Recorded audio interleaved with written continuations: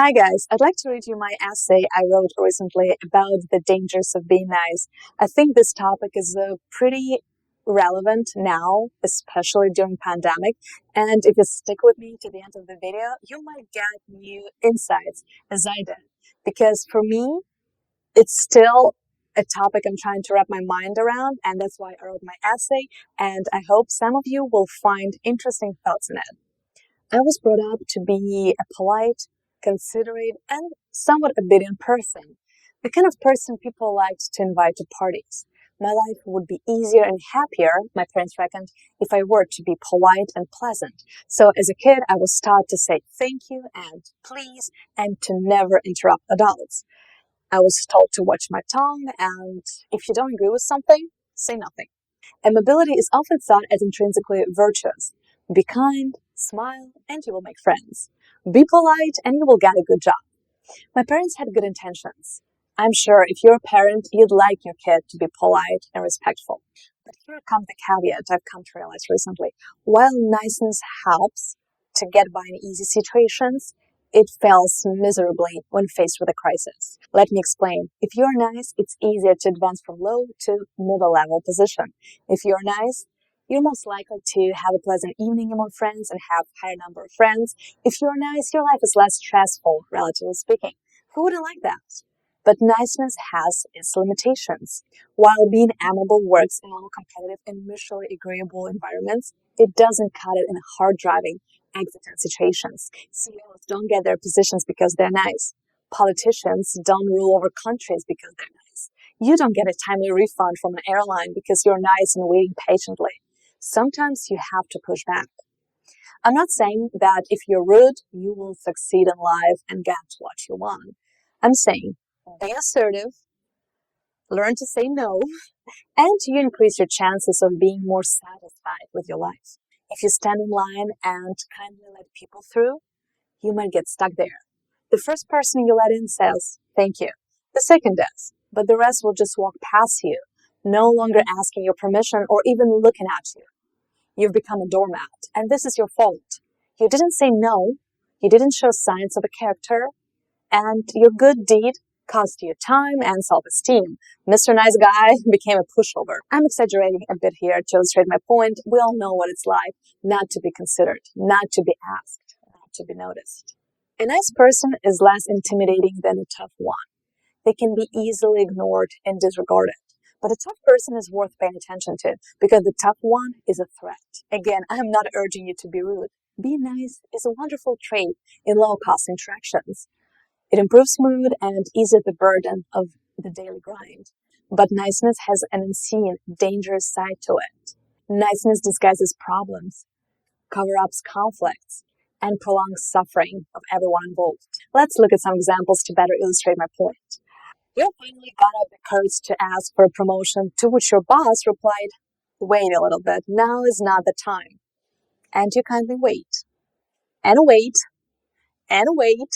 You disagree with the decision, you grumble at your boss, but you don't take any action, so you lose both time and money while your boss, thanks to your niceness, improves his financial situation. No successful business operates on the premise of, I'll kindly wait. No successful businessmen made their millions by smiling and acquiescing. Let's consider another example, this time to see how your niceness can harm not only you, but others. You might know a couple where a guy is nice and the girl is not so much.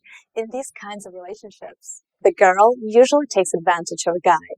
First, she asks him for a new iPhone, then for a luxury brand handbag. He indulges the girl's whims, fostering a capricious child in her, who, with every yes received, gets more asserted in her rightness. And that is dangerous for her, for the guy, and for society. Had he said no, perhaps the girl would have reconsidered her behavior. Perhaps life lessons would have made her a stronger character, with more productive and less parasitic actions in the future. For her, for the guy, and for society. It happens all the time. Parents indulge the whims of their children, and the small brats believe the world owes them everything. God save us from such people. So far, I've been talking about relatively low situations. Let's go a step further and see how niceness can carry far more serious risks.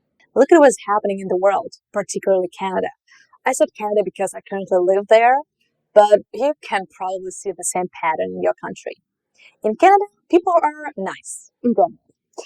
Coming from the eastern part of Ukraine, the part that is deeply influenced by Russia, I can attest to the striking differences between cultures. Ukrainians and Russians are generally ruder than Canadians, or rather, they're more straightforward and tougher, and therefore they come across as less nice. No, I can say wholeheartedly, I prefer nice.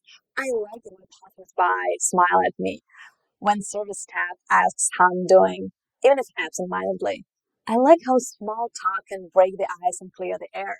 It's lovely. I wish I grew up in such a nice environment.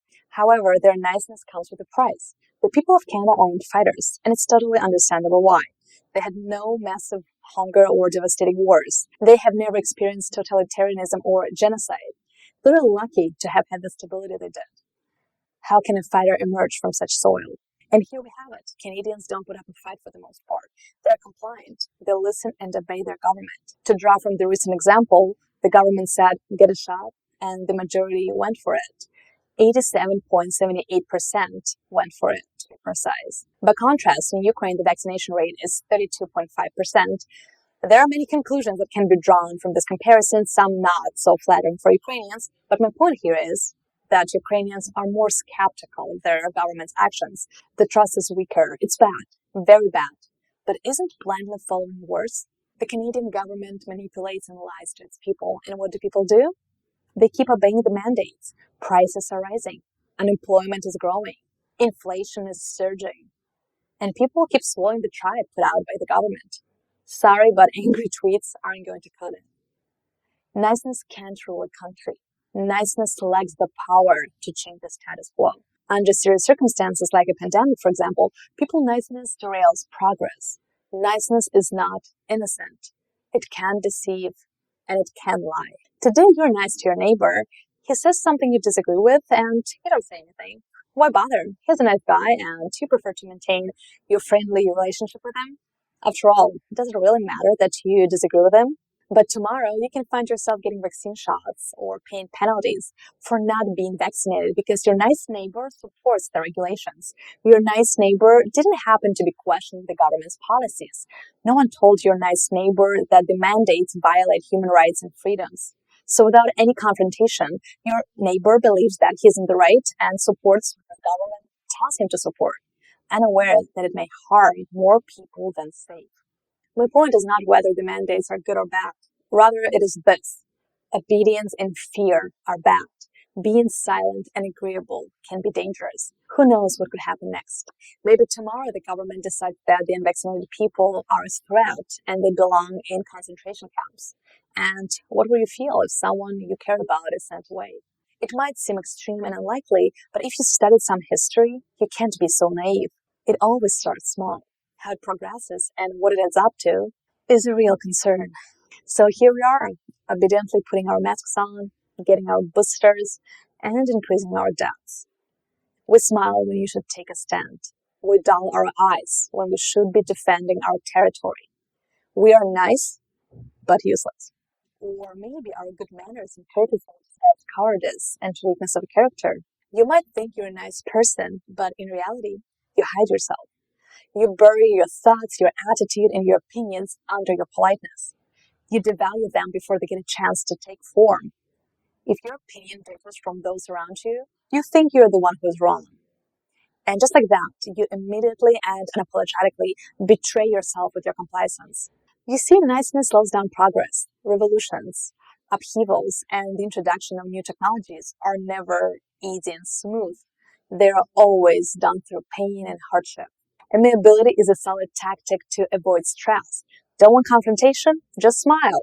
You can go wrong with a smile, can you? I'm not so sure anymore. You're probably tired of politicians and customer service managers with their insincere smiles. They're smiles that hide the truth and harm, mislead, and manipulate. Your smile is no different. If in the face of disagreement, you don't express your real attitude, you send a misleading message. Now that your future and the future of your kids are at stake, you can't afford to be acquiescent. Either you keep smiling, wearing masks, and getting boosters, or you'll learn to be assertive and face confrontations. Or perhaps your favorite restrictions and you wish there were more of them to save every single soul on this planet. The same strategy applies. If you want to have an impact, you need to be assertive and prepare for confrontation. Make your case. Take a stand. Be courageous. Obedience is contagious, but so is courage. If you don't stand up for your values and beliefs, consider them gone. There will always be a basis for conflict between us because of our inevitable differences. Skin color, gender, income level, and personal preferences. The naive belief that if we're nice, everything will be fine isn't realistic. We have been raised to be friendly and affable, and it works until it doesn't. It opens some doors and helps solve some problems, but it doesn't open prime doors and it doesn't solve critical problems. Assertiveness and confidence do. In competitive situations, if you're nice, you're taken advantage of. In life-threatening crisis situations, if you're nice, you're destructive. You're being a silent passenger watching a driver about to crash into a wall and kill you and the other passengers. Maybe you can't take the wheel, but you can try to reason with the driver and with other passengers, or you can step out of the car. No one likes confrontations. Normally, we don't want to hurt anyone's feelings. We don't want our feelings to be hurt, but we can't keep being cheap. I caught myself thinking while writing this text that I was trying to be gentle, not to make harsh statements so as not to hurt anyone's feelings. I was self-censoring, but censorship is limiting and distorting. It's inevitable that I hurt someone's feelings with my statements, so be it. It may force some of you to practice expressing your opinions and arguing your position. You can't please everyone. You can't smile at everyone. Now is not the time to be nice. Now is not the time to follow. Now is the time to be assertive, to put your foot down and say no. Now is the time to stand up for your beliefs, your principles, and your freedom. When being nice fails, be assertive. Thanks for watching.